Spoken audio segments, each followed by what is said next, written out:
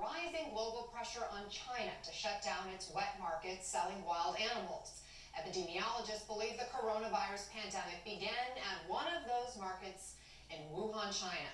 This week, Dr. Anthony Fauci, the nation's top infectious disease expert, suggested the international community should immediately force China to permanently close those markets. I want to bring in CNN's Will Ripley in Tokyo. And Will, you have been tracking the controversy surrounding China's wet markets. How is China responding to all this global pressure?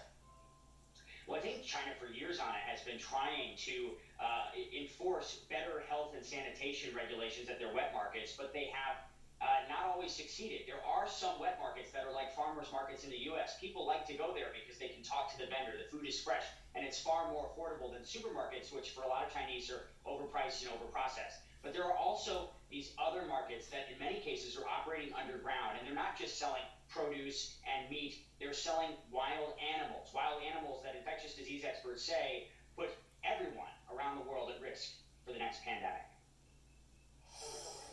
Across China, as the novel coronavirus pandemic slows down, the wet markets are opening back up. For many in Asia, they're the only affordable source of fresh produce, meat, and seafood.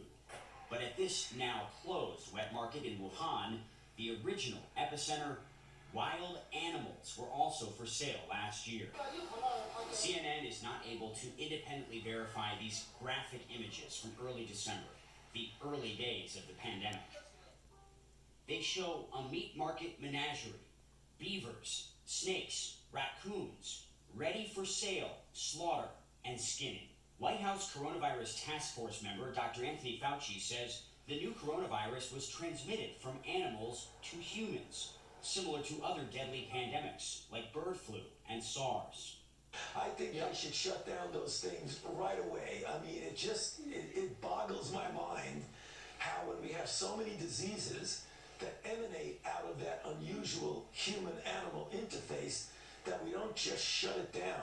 Some parts of China are known to have an appetite for exotic animals, long believed to have nutritional and medicinal benefits. For years, the Chinese government has tried and failed to ban the sale of some wild animals tied to previous outbreaks. Hong Kong broadcaster iCable found civet cats for sale at this market in southern China in January, 15 years after the SARS pandemic led China to ban their slaughter and consumption. CNN cannot independently verify the video. These animals, we don't know their history. We don't know what kind of pathogens or viruses that they are having in their body. Cats, dogs, rodents, even porcupines, all readily available in some parts of China and other Asian countries.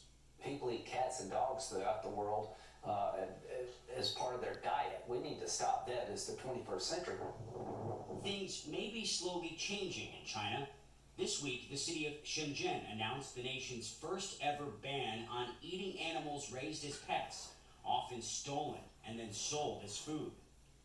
Humane Society International calls it a brutal trade that kills an estimated 10 million dogs and 4 million cats in China every year.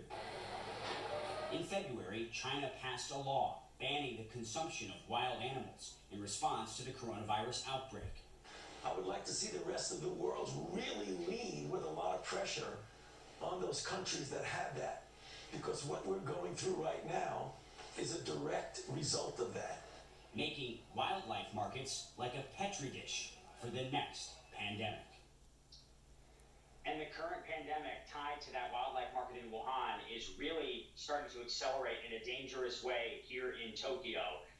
They are now every day seeing a spike in cases of well over 100 people, more than triple what the daily infection count was this time last week. Tokyo has essentially run out of hospital beds because everybody who tests positive, they've been putting into the hospital. Now they're trying to scramble to negotiate to move mild symptom patients into hotels. But this is all happening kind of at the last minute, even though Tokyo has seen what's been happening in New York and Italy and Paris and other places. They didn't seem to think it could happen here. They thought they had everything under control by doing really intensive contact tracing, focusing on clusters. Now they fear they have community spread. I spoke with 2 Japanese epidemiologists over the weekend who say Tokyo is just weeks away from what's happening in New York and other places. And yet still, there is no state of emergency here, no lockdown of the city. And I was in my apartment all weekend long, but there were people who were out and about without masks, doing their normal thing this weekend, seemingly either unconcerned or unaware of the danger of the virus spreading in the city.